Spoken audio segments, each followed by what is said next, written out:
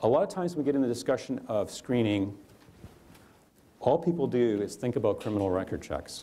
And I want to just very clearly state to you that criminal record checks are simply one piece of the puzzle. One piece, and sometimes not such a good piece either. Okay? And in different provinces, even the amount of information you can get on a criminal record check is different. How much data is accessing? Is there a child abuse registry in the province? What information is available? What can be shared? It varies.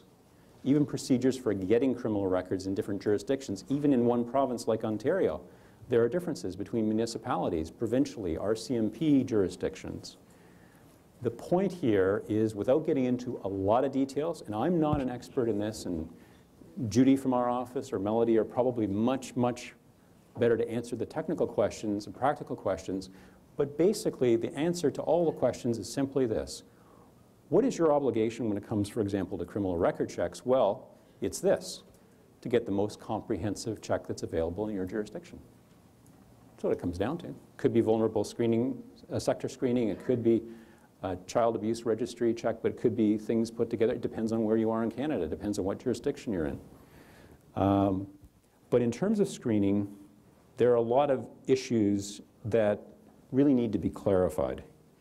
Who should be screened in a church, for example? And again, if you've got some questions for non-church entities here, campgrounds or whatever, where you feel that you've got a different situation, again, that would be a good question to ask and really clarify, make it clear what type of organization you are and what your concerns are.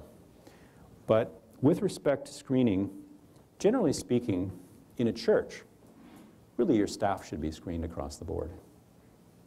Do they specifically have children's ministry responsibilities? Maybe not. Does your senior pastor, is he involved in children's ministry? Does he teach Sunday school? Maybe not. But I will ask you a question. If you had somebody in that kind of position charged and convicted with abuse, and you said as a church, your defense was, he didn't do children's ministry. And the circumstances of the claim were that a child trusted him because of his position. What do you think the courts are going to side with? Do you think a senior pastor who's a spiritual leader in a church would be looked up to by teenagers and by young people as somebody worthy of their trust, even if they didn't teach Sunday school? I think the answer would be yes, clearly.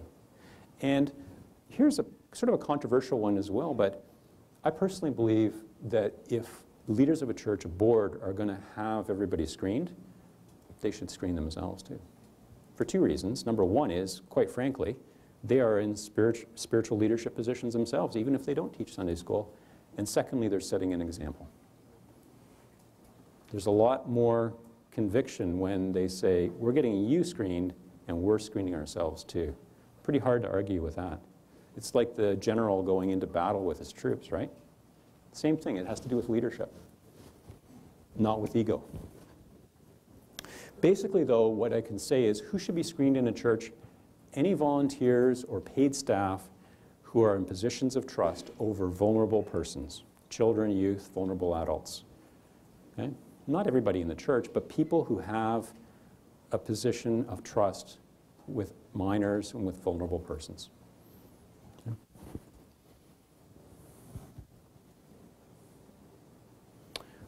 What are the components of effective screening? Targeted recruitment of personnel. In other words, we don't just take anybody. We actually have a plan for who we'd like to be teaching, to be in positions of trust, to be supervising our youth programs. We want to have application forms. Now think about this for a second. Again, if you've got people teaching your kids in your church, Sunday school and other life lessons from a spiritual standpoint, wouldn't it really be a good idea to have an application from them? Tell a little bit about their experience, what they're interested in ministry. You know, how spiritually mature are they? What are their beliefs? Do they uphold your statement of faith and lifestyle expectations? What if you find you got a teacher who's teaching different religions in your Sunday school? It would be a bit of a surprise, but if you go to remove them, Well, they didn't really sign on to your statement of faith, right? So another good reason to make it clear in a membership covenant or a volunteer application that they're upholding the beliefs of the church. Because you think about it, people talk a lot about it, you know, they give lip service to the idea, well, you know, our future generations are important, teaching them is important, Christian education is important, but who's teaching them, right? So it's important, even outside of the issue of abuse, getting volunteer applications and membership covenants is very important. Background reference checks, excellent. Probably a minimum of 2. If you've got new workers coming in, coming from other communities, other churches, get a couple of references. Talk to people who knew them at other churches. You'd be amazed at how many things you find out that might change your mind about whether they should be in positions of trust.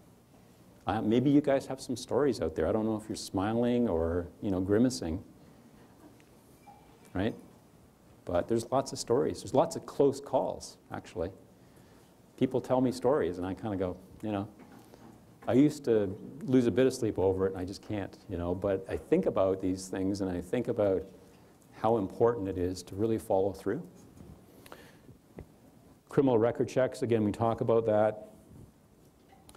There are some practical issues about getting criminal record checks for minors and how that can be released and what information can be released. And again, maybe that kind of subject can be discussed a little bit by the panel.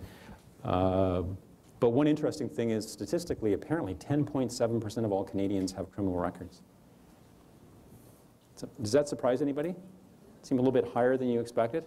I guess with the pardoning program, they're trying to knock that way down, but it's a significant thing. One thing to keep in mind, however, is just having a criminal record does not, or should not, disqualify somebody from being in a trust position. What we're talking about are criminal records that pertain to the position. Again, as I said, there's actually no criminal code violation with the word abuse in it. Does that surprise anybody? Yeah. There are 16 criminal code violations that can be laid in reference to an abuse case, but none of them actually have that word. Any of those violations should disqualify someone from ever serving in a position of trust again. Maybe serving in other positions, maybe with a care, maybe other criminal code violations. Think about this. Somebody who's been convicted of a violent offense, should they be put in a position of trust with children? Probably not. Are we maybe erring on the side of being safe? Probably, yeah. Should it disqualify them from serving with adults or other ministries? No. But with children, again, the litmus test is this. Think about this. If you're thinking about these candidates, if worse came to worse, and let's not even talk about abuse, let's talk about somebody who's been convicted of a violent offense. Let's say they have an anger problem, and they're in charge of your youth group, and there's an incident. Not abuse, but physical injury, because they've got an anger management problem, and the parents didn't know that this was a person who was convicted of a criminal offense. Again, is that going to wash with the parents?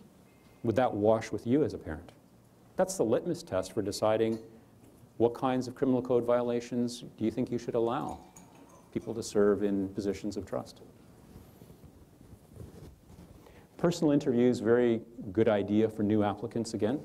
Background reference checks and personal interviews are the 2 points here that pertain not to existing people who are already in your ministries, but to new people going forward.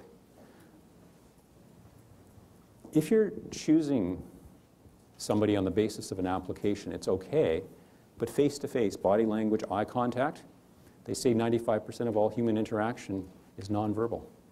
If you don't have an interview with somebody, you're not getting that, right? And also it brings up follow-up questions if there are some issues on the application form. You need to designate somebody, it could be the senior pastor, it could be your children's ministry director, to do the interviews with new applicants. Somebody who is spiritually mature, is good with people, chooses their words well, and is insightful, maybe has a little bit of intuition, understands people. You've got to choose the right person to do those. And a lot comes up during an interview. And lastly, and probably, in my opinion, perhaps the most important point in screening, a minimum waiting period to become eligible to serve in children's ministry. What I mean by this is not from the time they apply, I mean from the time they came into your church or organization and were regularly involved in attending your services. Some churches say 6 months, some churches say a year. Basically, what you want to do is at least have a fighting chance of knowing what kind of people these are, and not just take somebody that's brand new into the church. There are some exceptions, like one thing we do suggest is if there's a transfer from one church to another, let's say a particular denomination, PAOC, Evangelical Missionary Church, whatever, they're moving from one community to the next. They've served in children's or youth ministries. They want to get active in the new church. We will make exceptions for that. But what we do ask is that there be a third reference check, and that the reference check be to somebody who was the head of the department where they were teaching or supervising, and get a specific recommendation from them.